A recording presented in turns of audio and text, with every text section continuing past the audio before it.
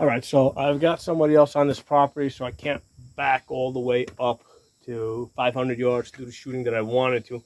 So we're gonna work at the 300 yards because the other people are behind me, and we're gonna see how tight of a group I can get on that paper. I'm using these 77 grain Match Kings. So let's see at 300 yards what type of group I can get from this prone position.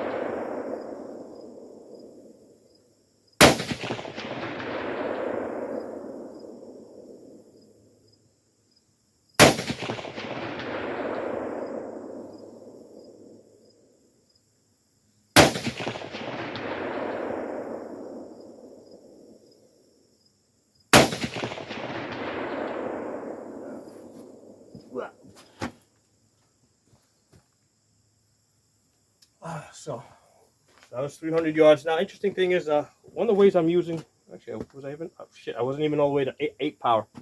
I was at 3 power. That's interesting. That's probably the reason why I was missing before. I wasn't all the way out. Second focal plane scope. So if you're not all the way zoomed to max power, the holes won't be any good. That's interesting because I was shooting the steel plate and I couldn't hit it, and I just realized that I was not at the max power. I was at 3 power. This means that some of those shots right now just probably went over my target.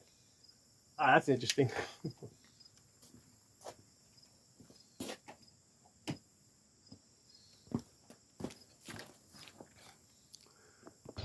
All right, so lesson learned. If you got a second focal plane scope, you better be sure that you're on that second focal plane, because as you can see here, I took 10 shots and they all went over the target except for these 2 over here. I'm going to shoot this again.